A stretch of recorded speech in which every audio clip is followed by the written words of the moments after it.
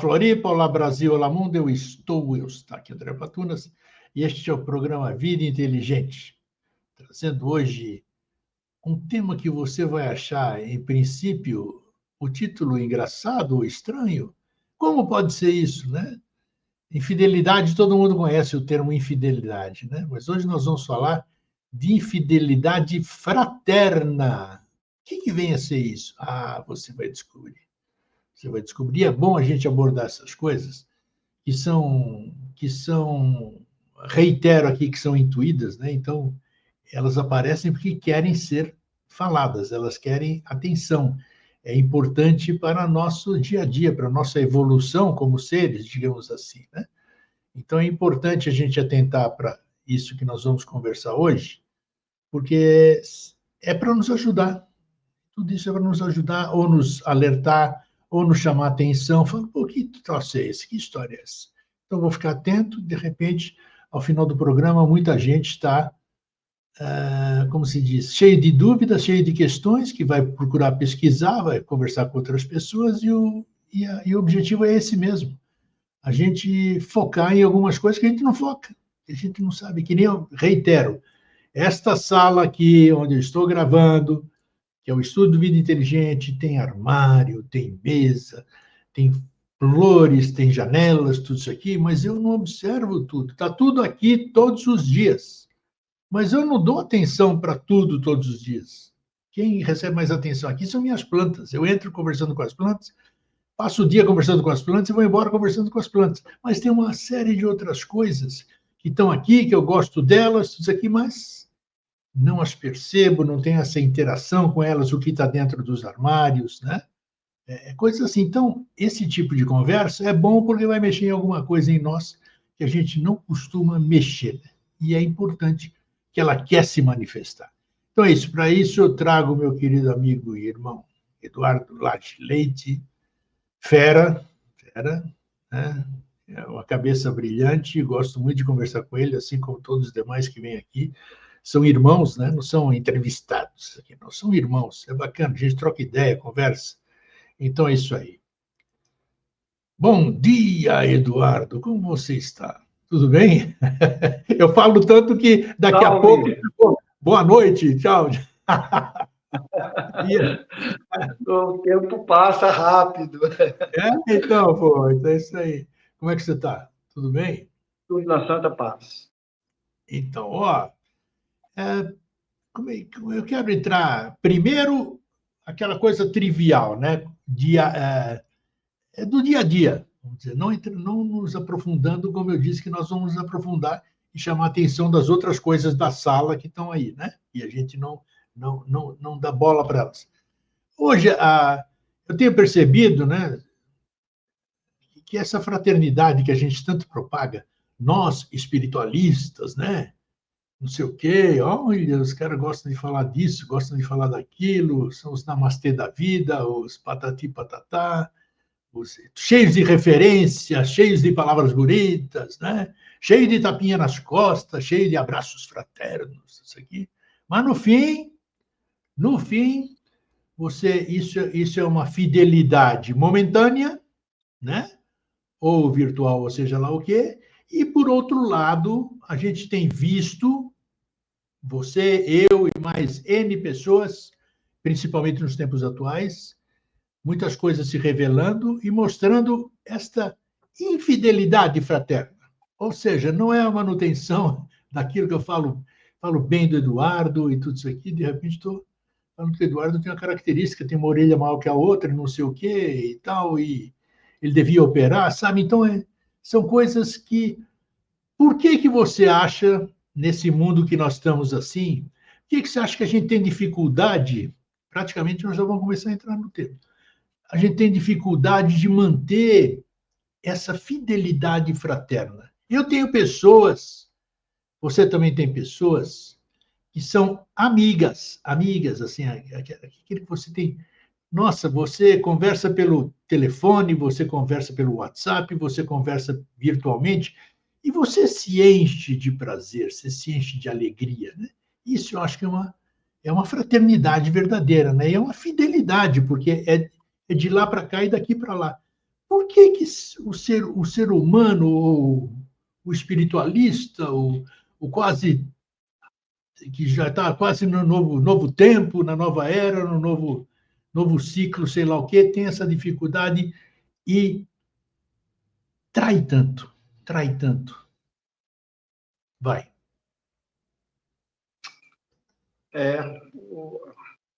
Então, isso é uma realidade que a gente experimenta na vida, né?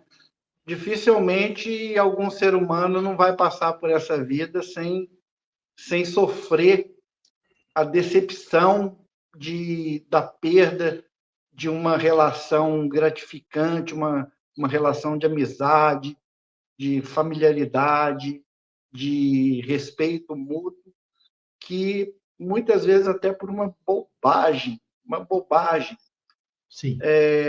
Se perde tudo aquilo e essas pessoas se tornam inimigas, né?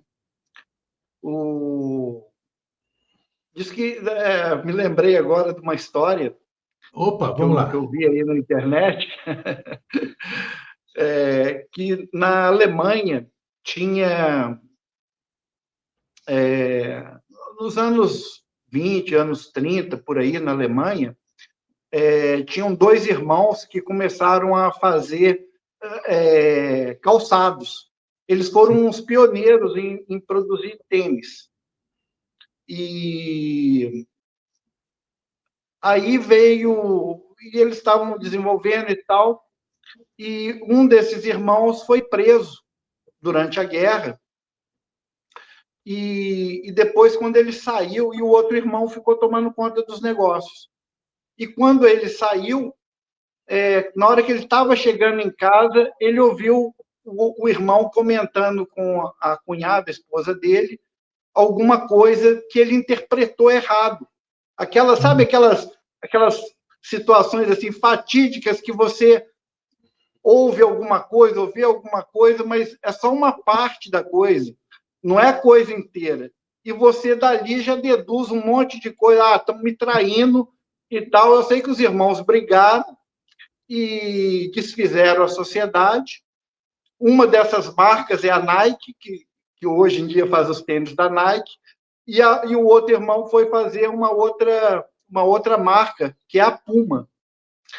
E durante anos, as duas empresas, numa cidadezinha pequena, dividiram a cidade no meio. Tinha a turma da Nike, tinha a turma da Puma. E quem calçava Nike não calçava Puma. E você, só de olhar no pé da pessoa, você já sabia de qual facção que a pessoa era. E isso gerou muitos problemas e concorrência e tudo mais.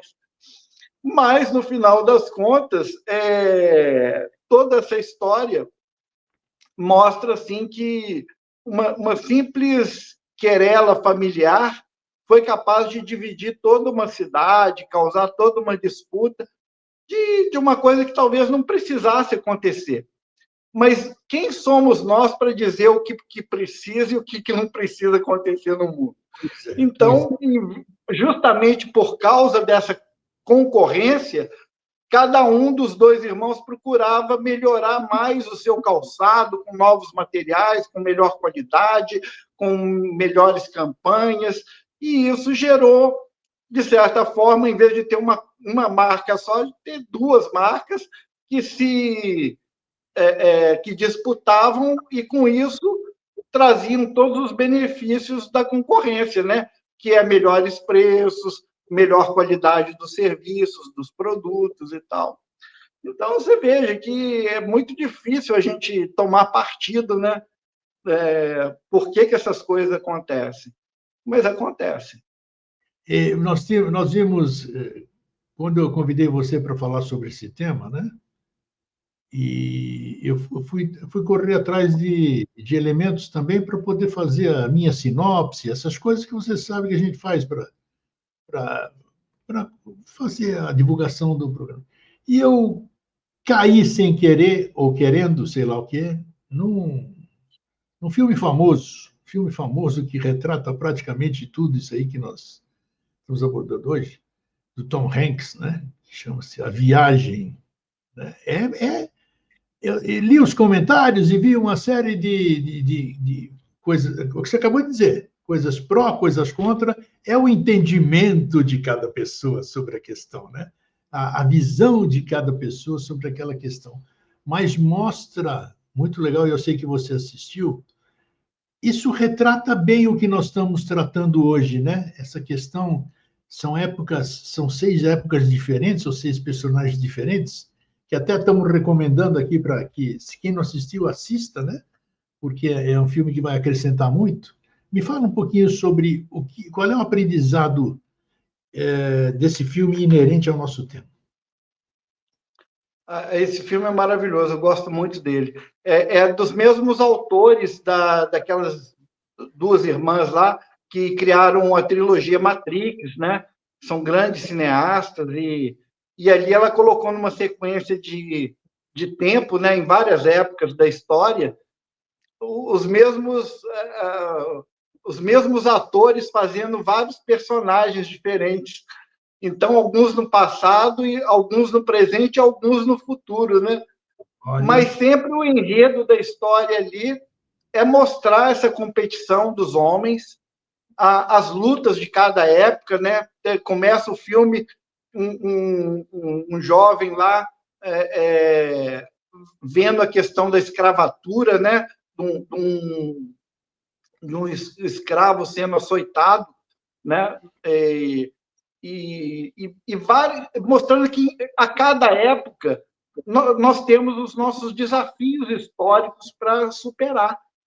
E que sempre o argumento é assim: não, o mundo é desse jeito, sempre foi assim, nós não podemos, não vamos querer, quem se mete a querer mudar o mundo, trazer progresso, não se dá bem. Desde Jesus até todos os outros que a gente conhece na história aí, né? Então, tinha uma época que a escravidão era uma lei, né? E era comum, e a indústria, a agricultura dependia disso. Mas isso não quer dizer que está certo. Não é pela aceitação social de uma coisa errada que o errado se torna certo. Mas faz parte da história. Então, assim, e é muito interessante que esses criadores, né, de enredos, de filmes, de literatura, eles têm uma capacidade, né, que eles se colocam na posição de Deus, olhando as vidas humanas transcorrendo assim, né? É uma coisa, é um dom sublime quem tem essa capacidade de escrever essas grandes obras, né? Os grandes autores aí da humanidade, eu acho uma dádiva incrível. E depois a gente que não tem essa capacidade pode beber um pouco disso através da leitura, dos filmes, das peças que esses artistas produzem. Você coaduna com a ideia deles de que o que a gente faz reverbera, nós estamos falando individualmente, né, como seres, como pessoas, meu processo, o seu processo, de qualquer pessoa assim, ele interfere no holos, vamos dizer, naquela história do somos todos um. Como é que é isso? Tem essa capacidade, esse tamanho? Você vai ver, somos todos um. Mas tá, eu estou aqui, eu sou um dos 8,5 bilhões de habitantes desse planeta nesse momento, né? Se eu aprontar aqui, o que vai acontecer por aí? A não ser que eu descubro aquele botão, né, que aperta um troço nuclear lá para cima e eu acabo com isso aqui tudo. Aí sim, eu tenho essa capacidade. Mas como eu, Eustáquio, Eduardo, nas nossas vidas, no nosso passado, no nosso presente, no nosso futuro, nós podemos interferir nessa questão toda. Nós somos todos um. Então, eu acho que você fez a pergunta fundamental para entender todo esse processo, que é a questão do autoconhecimento. Aquele escritor, o Johann Wolfgang von Goethe, o alemão que escreveu Fausto, né? Que escreveu, um gênio da nossa da constelação dos gênios universais, né? Ele tem uma frase muito interessante. Ele diz o seguinte: Ele disse numa entrevista até para um jornal, eu nunca ouvi falar de um crime, por mais tenebroso que ele seja, que eu não fosse capaz de cometer. Opa. Como que um cara daquela estatura espiritual assume uma posição dessa? Essa é a dádiva do autoconhecimento. Quando você sai de si próprio e se enxerga de fora, vamos dizer assim, você tem um distanciamento da sua consciência, examinar o que você pensa, o que você sente, o que você faz, você vai ver que o ser humano ele tem muito pouco livre-arbítrio. Se ele for colocado nas condições externas ali que o forcem para aquilo, ele vai fazer barbaridades. Como é que, quando teve aquele julgamento de Nuremberg, os generais, aquele pessoal que estava ali julgando aqueles crimes dos nazistas, eles ficaram abismados de ver como que advogados, médicos, enfermeiras fizeram barbaridades na Alemanha nazista porque tinha uma pressão do Estado para fazer aquilo, né? Então, assim, pessoas normais se tornam verdadeiros carrascos, verdadeiros monstros, desde que sejam induzidos àquilo. Então, essa é a fragilidade do ser humano. Se ele não despertar para a sua verdadeira essência, para a sua verdadeira natureza, ele é facilmente manipulado e conduzido por todos os tipos de forças. Sabe aquele filme do Matrix lá? Tem aqueles agentes, né, que perseguem aqueles que despertaram da matriz, né? E ninguém vence aqueles agentes ali da Matrix. Só que qualquer pessoa que está adormecida, qualquer um daqueles programas que são pessoas normais, eles podem ser abduzidos e ser, vamos dizer assim, se transformar num agente. Isso, a metáfora desse filme de ficção é o seguinte: qualquer pessoa que não se iluminou, que não despertou espiritualmente, ela pode ser veículo de todos os tipos de forças, inclusive as caóticas e as que lutam contra a evolução humana. Então, essa é o ponto central da questão. Nós somos, então, está provado de tudo isso aí que você está falando agora, que nós somos infiéis fraternos, né? Porque nós estamos sujeitos, não é? Nós estamos sujeitos aqui. O que você acabou de dizer que é muito importante, você deve ter passado por isso, eu passei, vou passar outras vezes. Realmente, a gente tem umas ideias que parece que não são nossas, né?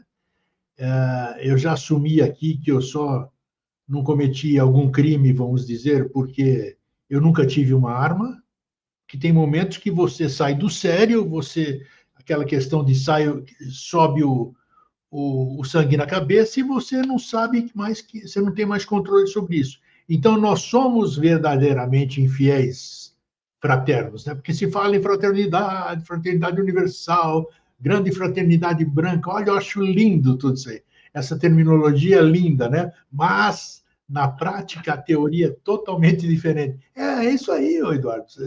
A gente vive nesse meio. Você veja a própria biografia da Blavatsky, né? Ela mesma, uma frase famosa dela falando para os discípulos dela, né, para os teósofos, né? Ela fala: isso, teósofos, isso, meus caros irmãos, continuai amontoando pedras para me lapidar como vocês têm feito, porque eu tive a boa vontade de trazer a verdade dos mestres com o único intento de fazer vocês felizes. Felizes de fato, né, por descobrirem a sua essência divina, né, que essa que é a verdadeira felicidade. E não é quando você está com dinheiro no bolso, quando você faz uma conquista material. Tudo isso é normal do ser humano, mas é aquele negócio, tudo que sobe e desce. O ideal é que a gente não fique tão envaidecido com as nossas conquistas, nem tão deprimido com as nossas perdas, porque conquistas e perdas fazem parte ao longo da vida. Agora, o iniciado, ele tem que procurar um ponto de equilíbrio onde isso seja relativizado. Então, assim, beleza, ganhei.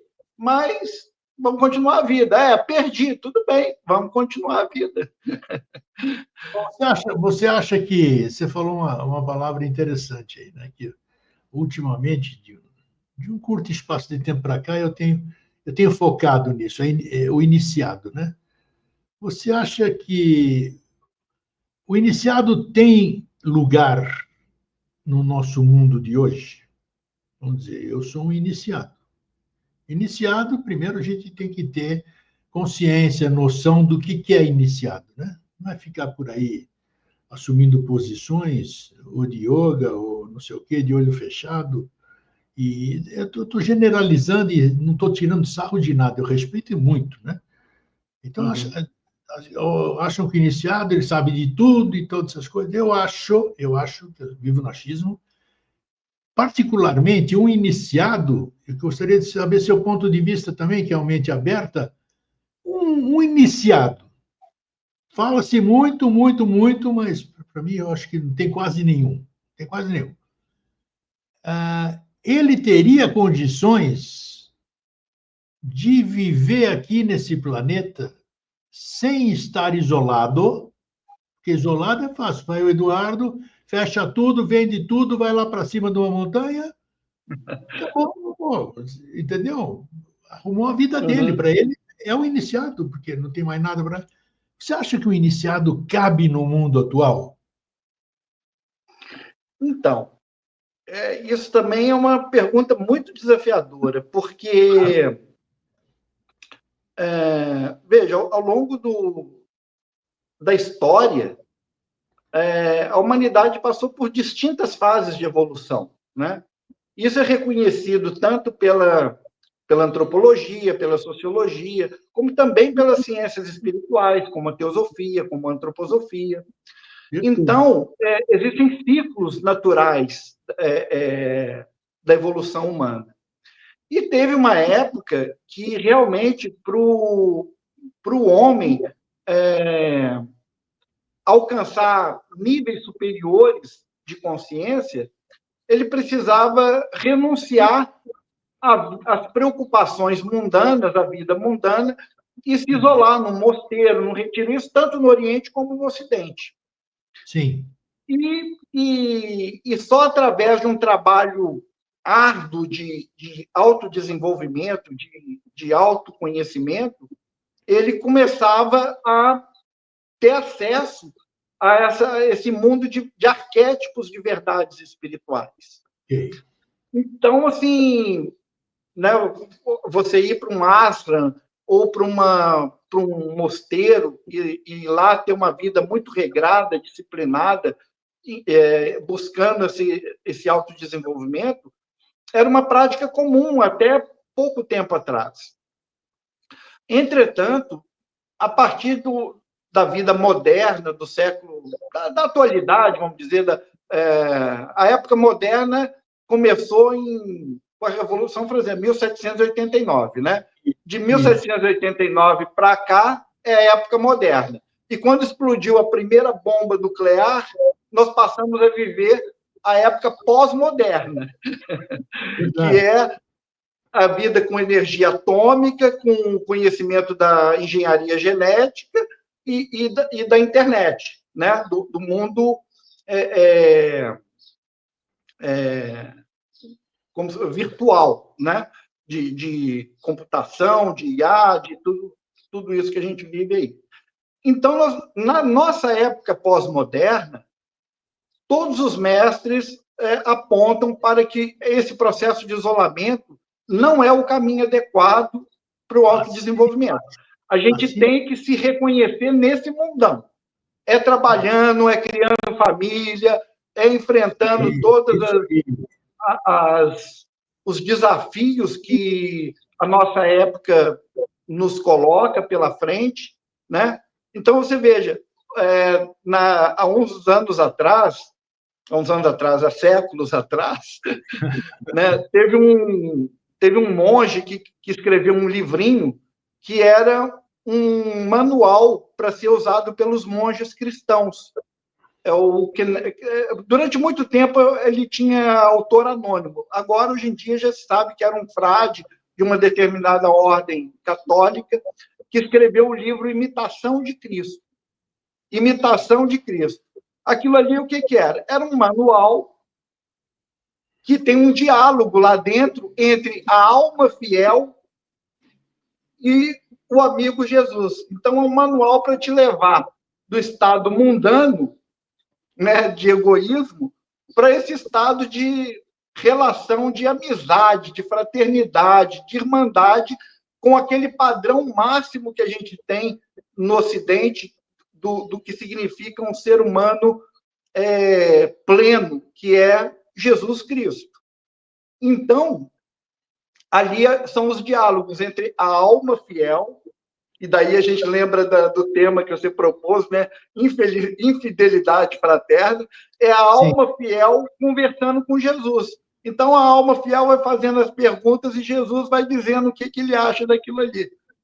Mas isso foi feito para quem optava por uma vida de austeridade. Não quer dizer que a gente não lê num livro como esse, um clássico, não vai aproveitar muita coisa para o nosso dia a dia. Ali mesmo, o Jesus orienta a alma fiel, dizendo que, olha, você tem que ser bom, mas não pode ser bobo. As armas espirituais são necessárias durante a vida toda. Com certeza. Claro.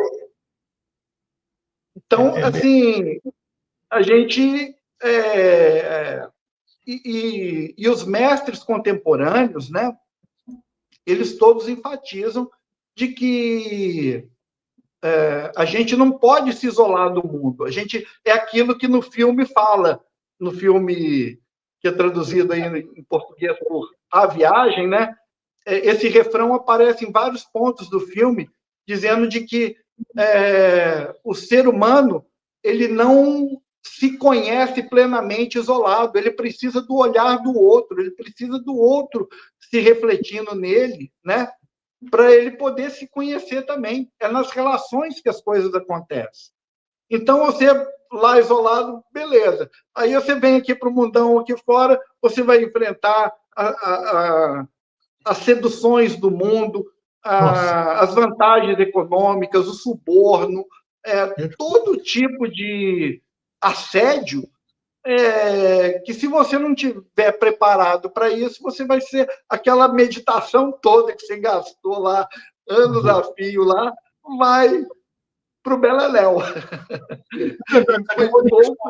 Em poucos instantes. Você respondeu, eu fiz a pergunta proposital, né? Eu vi que você coadunou com isso. Não tem, hoje não tem. Para você ser um iniciado, é como se você precisasse de um mundo novo, né? Um mundo novo. E não é só essa história de você criar um mundo novo só para você. Você vai viver nesse meio aqui, né? Então, se você aparecer nesse mundo aqui, o Eduardo amanhã acorda ungido, acorda um iniciado, porque ele só sabe o que é amor, ele não sabe o que é dor, não sabe o que é árvore, não sabe o que é coisa ruim, para ele tudo é maravilhoso. E aí, o Eduardo vai conviver com quem? Né? Ele vai, não é? É um isolamento. E aí vai aparecer o Eduardo, lá em Soledade ou lá em São Lourenço, e alguém vai dizer, caramba, lembra do Eduardo, da Herbomel? Tudo isso aqui, olha, vai ver como é que ele está agora. Pronto, não deu 24 horas a casa do Eduardo. Está entupida de gente, está entupida de fazedores de pergunta, os que querem resposta. Então, pô, é complicado. Você manter essa fidelidade fraterna, essa fraternidade que a gente tanto fala, tanto propaga, é muito difícil. A gente não pode ser hipócrita de ficar falando bonito e dizer que é fácil, faz isso aqui, abdica disso, abdica daquilo, porque, pô, se fosse assim, eu inventava uma máquina que tinha botão, ó. Eu não quero mais odiar, desligo o interruptor aqui, nossa, eu não odeio mais. Então, a coisa é mais embaixo, né, Eduardo? Exatamente. É por isso que se diz, né, que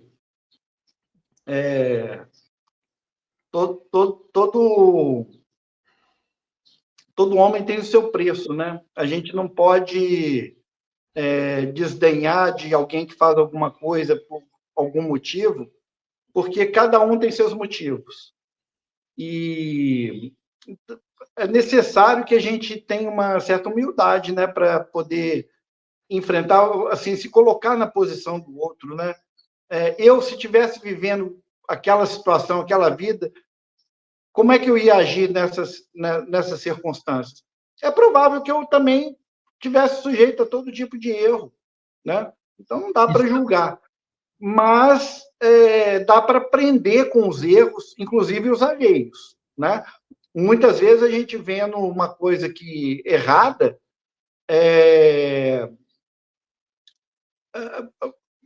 a gente pode evitar aquele mesmo tipo de erro, né? Porque está vendo que não vai dar certo, então procura evitar.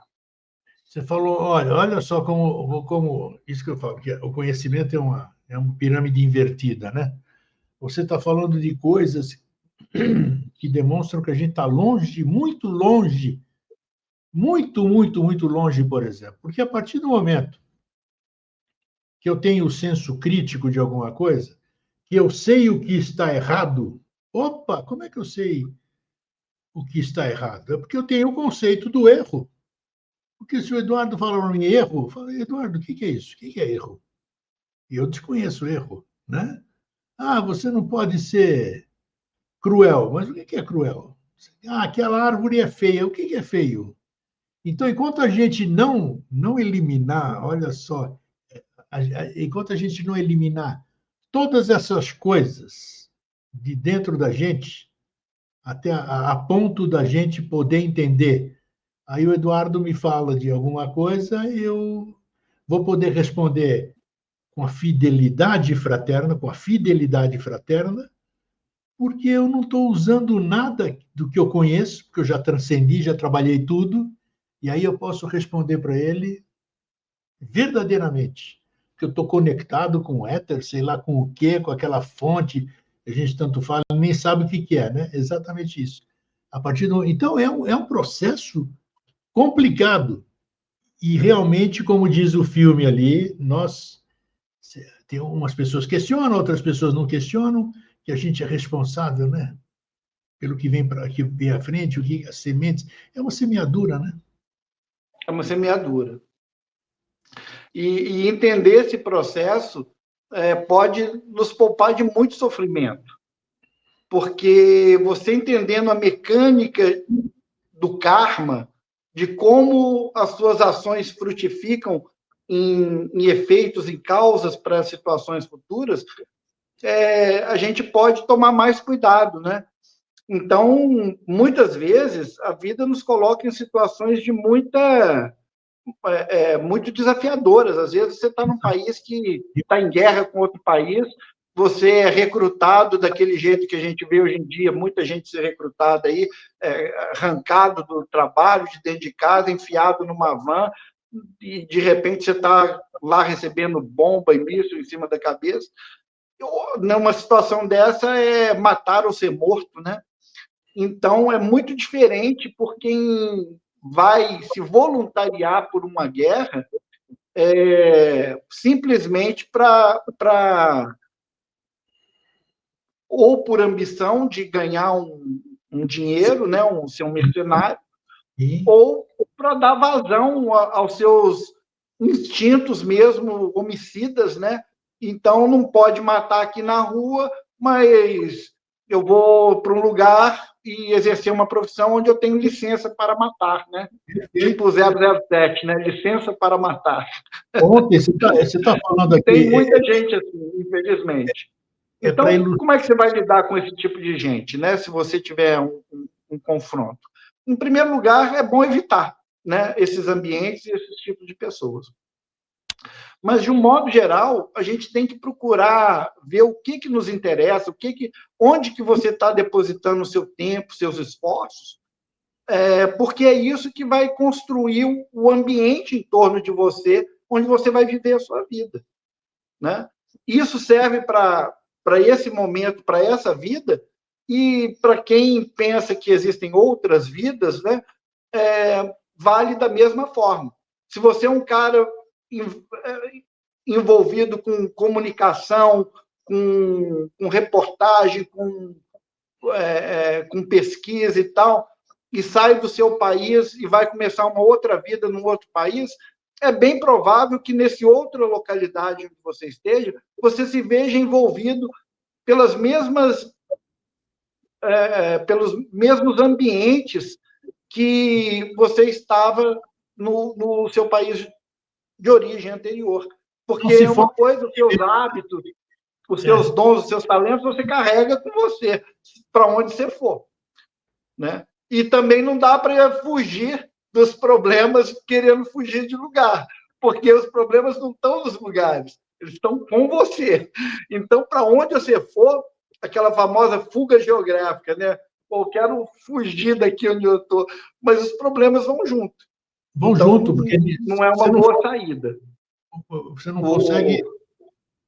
Nunca você vai conseguir fugir de si próprio. Essa que é a questão. Onde quer que você esteja, Marte, tudo isso aqui, você não vai conseguir fugir de você. Então, você tem que se resolver primeiro para você poder transitar.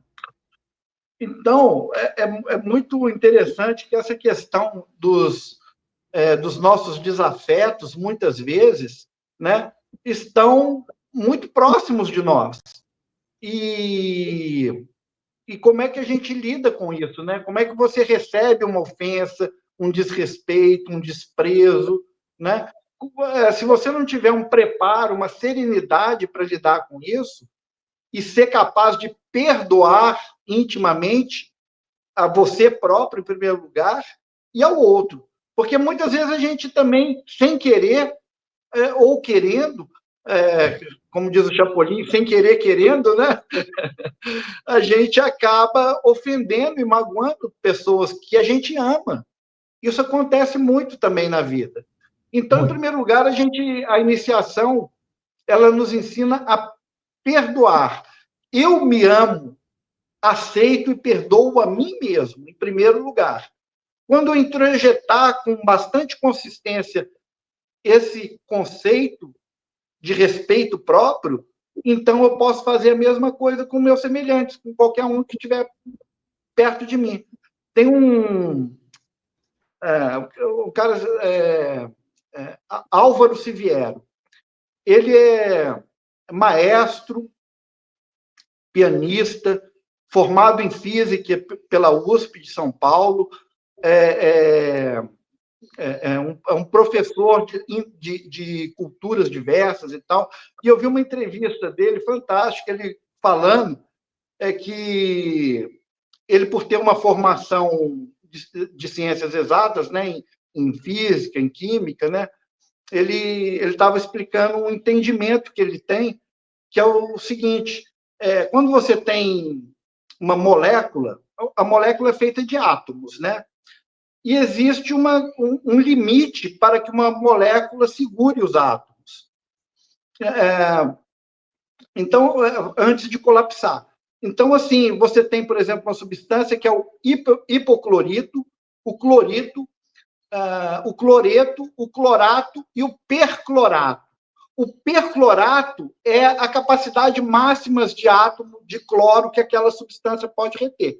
Se você puser mais ali, ela colapsa. Da mesma forma, tem o permanganato. Lembra do permanganato de potássio? Que dava banho nas crianças quando estava lá. Tem o permanganato, tem o peróxido, né, água oxigenada, que é o limite máximo de átomos de oxigênio que aquela molécula pode segurar. Então, esse prefixo per significa a quantidade máxima de alguma coisa. Então, ele diz assim: você pode seguir e pode perseguir alguma coisa. Você pode fazer e pode perfazer. Você pode permanecer, você pode, por exemplo, fazer alguma coisa num grau máximo. Então, isso significa que você vai colocar esse prefixo na frente da palavra per. E ele diz que perdoar é doar num grau máximo. Olha. Então, quando você perdoa, você está doando da maneira mais completa que pode existir nesse mundo. Então, o perdão é essa dádiva que você pode perdoar a si mesmo, doar a si mesmo. Doar o quê? A abertura para ser quem você realmente é, de ter uma relação com a sua divindade íntima, né? O seu Cristo interno, né? E a mesma coisa, se fazendo isso consigo próprio, que é o mais difícil, você Opa. pode transferir isso para as pessoas que estão em volta de você, amigos, familiares, sócios, desafetos. Você não precisa também ficar lambendo a pessoa, paparicando. É uma atitude interna, né? Você assume aquilo, olha, o cara foi terrível comigo. Será que eu faria a mesma coisa na situação dele? Talvez sim, talvez não. De qualquer modo, eu perdoo. Eu dou o máximo que eu tenho de amor e de sabedoria para resolver aquela situação. Porque se não resolver, a lei do karma vai te obrigar a resolver. Uma hora Aí você. estão aqueles conflitos que a gente sempre vê nas famílias, nos grupos, nas sociedades, né? E mundo afora aí. Uma, Então, o processo é esse. uma hora você vai ser cobrado realmente, não adianta ficar postergando que você vai chegar num momento, num lugar, sei lá o quê, no campo das elucubrações, vai chegar, pô, Eduardo, maravilha, maravilha, você passou por todas as provas aqui, só que você tem uma dependência. Lembra do tempo da faculdade? A DP que a gente falava assim? O cara passava, passava de ano, mas deixava uma Exatamente. DP, né? Então é assim, minha querida, eu não posso te graduar aqui porque você tem uma DP. Putz, mas agora é tarde, não dá para eu voltar lá e fazer. Tem até, que nem na faculdade real, tem coisas que caducam, né? Então, o caducar aqui é você não conseguir, antes de desencarnar ou de passar para outro plano, você conseguir resolver essas questões. Mas isso tudo que você falou, não eu voto no interruptor, não é o passe de mágica. Tem pessoas que têm N dificuldades. Você deve ter as suas, eu tenho as minhas, em algumas questões assim. E a gente procura, nós como buscadores, nós como mente aberta, holistas, né? A gente quer sublimar tudo isso para nos tornarmos melhores, para a gente poder transmitir melhor, né? Você poder fazer tudo que você produz economicamente maravilhoso, com aquela energia, aquilo vai energia. O que você faz aí, além das coisas naturais, tem a sua energia, tem toda a equipe que trabalha com você, então todo mundo tem que estar harmônico, né? Porque aquilo transfere para o produto final. Então nós temos que ter isso. Agora, não adianta eu fazer, vou mudar, vou conseguir isso, vou conseguir aquilo. É um processo muito difícil. Nossa Senhora, o que foi que nós Sem dúvida. fizemos? O que foi que nós fizemos, né? Existe um complexo de culpa. Quando você vê o que falta em você, você, você tem noção dessa sua infidelidade fraternal, né? Fraterna. Que você sabe que você quer ser uma pessoa boa, não sabe se é uma pessoa boa. Porque amanhã o Eduardo pode quebrar tudo por aí. E, pô, esse era o Eduardo? Incorporou? Alguma coisa pegou ele? Não. Era o Eduardo que aflorou, era o Eduardo que um dia se manifestou. Ele podia ter transmutado o que ele carregava, mas ele não suportou. Então veio uma coisa mais forte e mostrou quem era o Eduardo que veio aqui para se trabalhar nisso. Então, esse trabalho, eis o cerne da questão. Como reunir esses elementos para ter essa consciência de que, dessa visão que você disse agora há pouco, perfeita, inconteste. Mas eu não posso pegar do nada, você não pode pegar do nada. Tem que ter um preparo antes, tem que ser uma coisa natural para que possa realmente chegar ao que precisa chegar, né? Então, Exato. como você, como você vê uma maneira de romper essas questões aqui que não são nada fáceis, né? Para chegar nesse entendimento que você falou. Perfeito. Você fez uma colocação que é que resume toda essa questão. Vou responder isso com um pouquinho de neurociência e um pouquinho de uma experiência própria minha. À vontade. Na neurociência, o nosso cérebro, as ligações entre os neurônios, elas vão criando determinados sulcos. São como estradas de ligações entre os neurônios, e quanto mais você repete uma emoção, um pensamento, um sentimento, mais você vai aprofundando esses sulcos, de maneira que as conexões neurológicas elas se dão sempre com maior facilidade. É como aprender alguma coisa. No começo é impossível, mas você vai insistindo, insistindo, até que você pega aquele jeito ali. Seja para aprender a dançar um passo de dança, seja um instrumento, seja uma matéria que você está estudando, e seja um sentimento, uma visão de mundo interior sua. Então, eu teve um momento da minha vida que eu sofri um grande trauma, vamos dizer assim.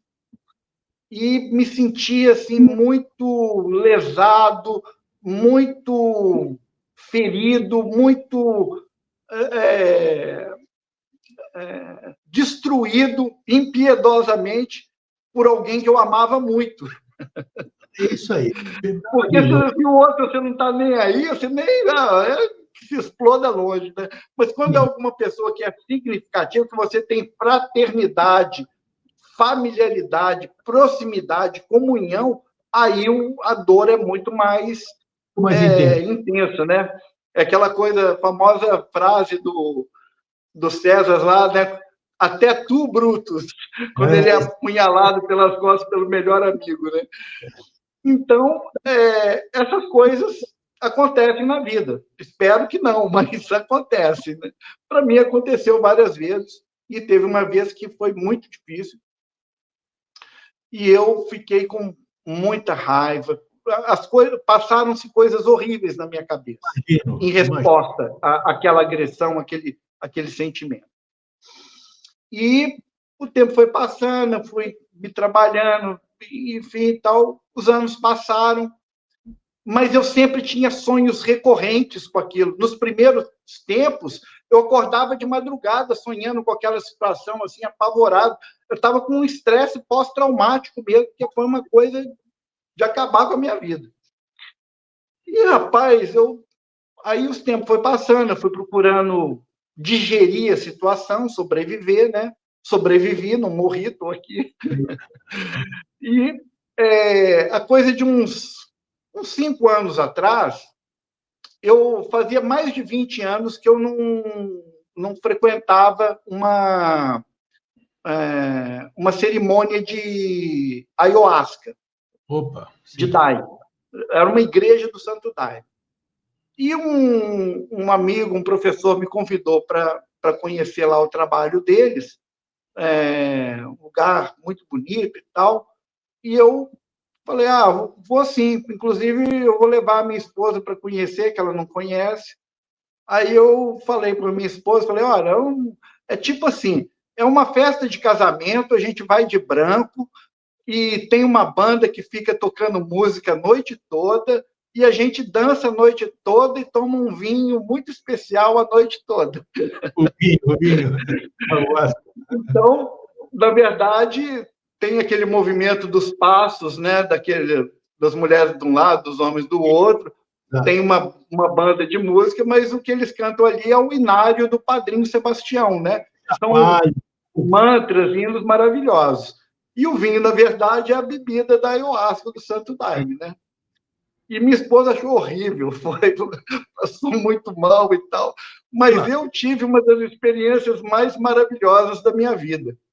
E nessa ocasião, me veio muito os traumas, e esse trauma especificamente com essa pessoa, mas eu olhava na minha imaginação para essa pessoa, nos olhos dela, e sentia um amor tão grande por aquela pessoa, não um amor passional, mas um amor fraterno, um amor assim de, cara, você não me deve nada,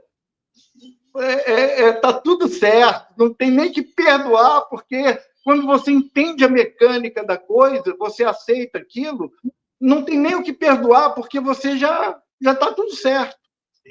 Então, isso, para mim, foi um marcador, sabe? Eu vi ali que como a gente pode realmente praticar aquilo que Jesus fala, né? De amar o seu inimigo, né? E depois que aquilo passou, lógico, foi uma noite ali, você sob o efeito do DMT e tal, toda aquela coisa, passou. E depois voltava, às vezes, eu sonhava, continuei sonhando, e me lembrava e me dava raiva daquela pessoa, né? Mas no que eu me apego? Na lembrança daquele amor que eu senti por aquela pessoa, que é uma nova referência. É uma nova referência. Então, naquele estado de consciência, eu perdoo.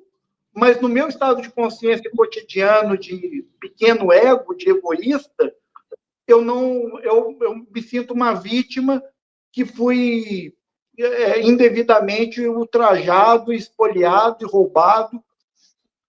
Mas o que é a verdade? Não é nada disso. A verdade é que, provavelmente, será que numa vida passada eu já não fiz isso com alguém também? Quem sabe? Para quem acredita nesse tipo de coisa. Ou será que nessa vida mesmo eu já não fiz isso numa escala menor com alguém também? Você sabe então, que tudo isso me levantou muitas reflexões, né, para entender uma situação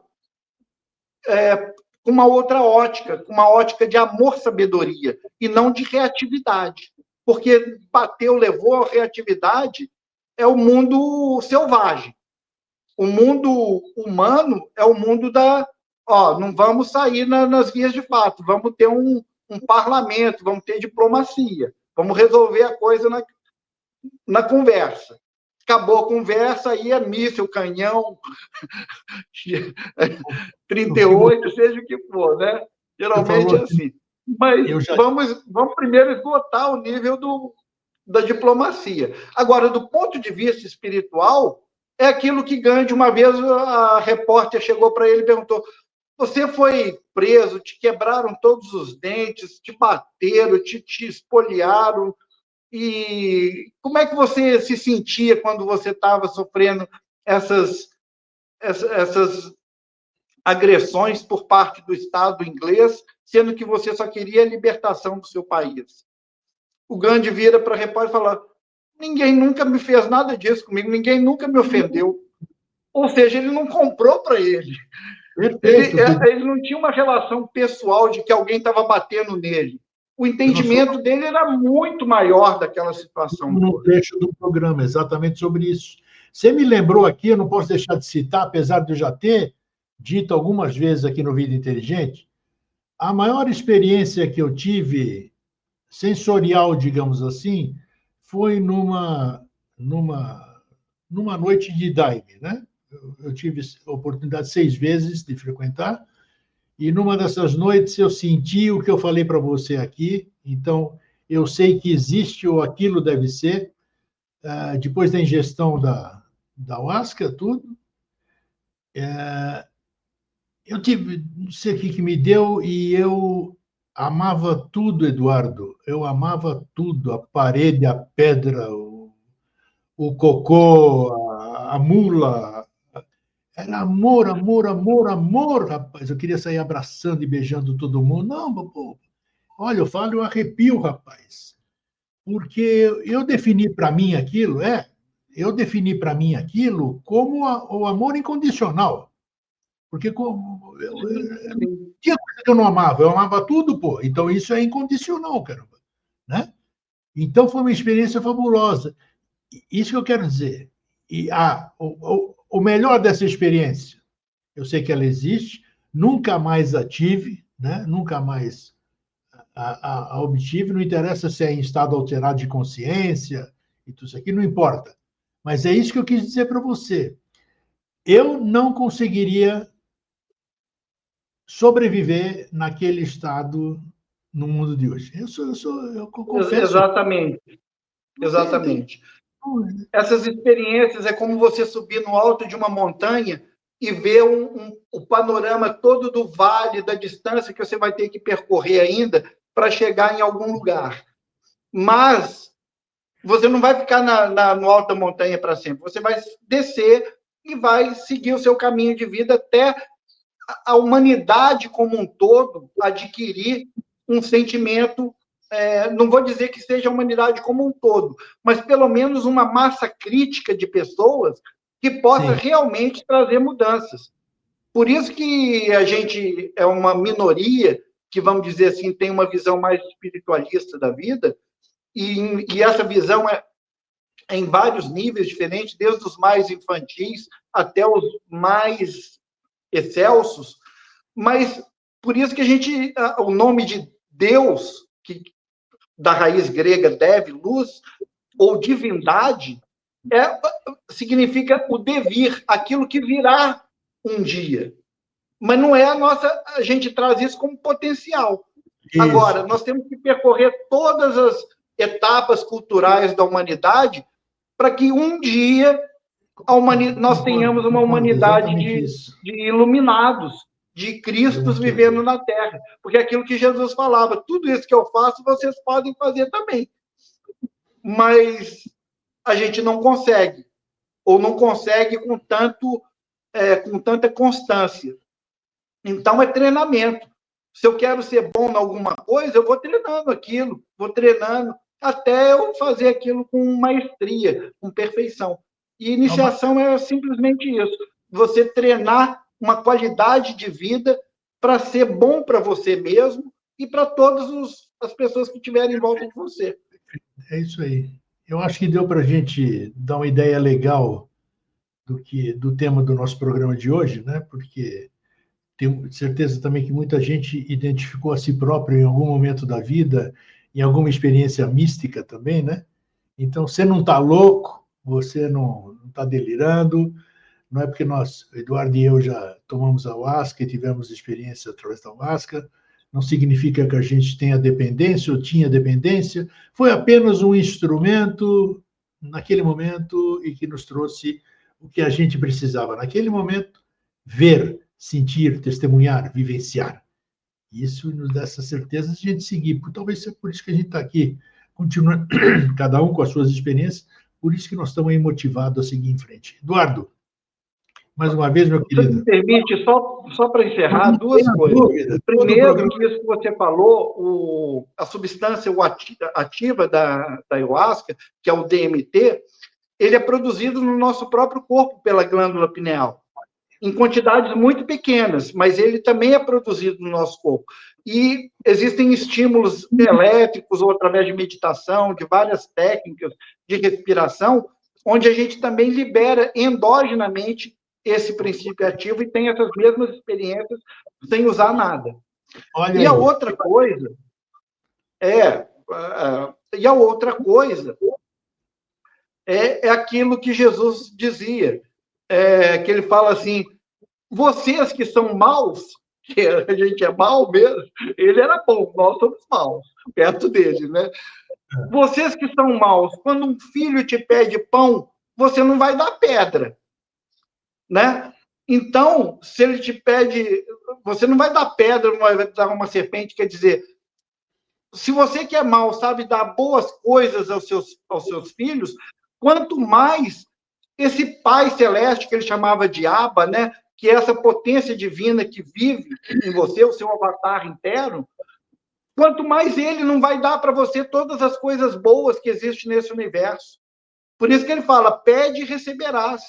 Se você pedir pão, você não vai receber pedra, você vai receber um manjar dos deuses. E Falou Deus vai te bonito. convidar para a mesa e para ceiar junto, né? Então, essa que é a beleza da vida e que é isso que a gente tem que buscar. É isso. Valeu, Eduardo. Você daria um bom pastor, viu? Tá vendo? Legal. Forte abraço, meu Grande querido. abraço. Até a próxima oportunidade. Tchau. Olha, é bom, né? É papo para refletir. Papo para refletir. Muito bom isso. me satisfaço, plenitude, assim, quando tem esse tipo de interação. É isso, gente. Espero que vocês também tenham sido preenchidos pelo nosso foco, digamos assim, e que tenhamos todos uma excelente noite, um fraterno abraço e até semana que vem. Tchau.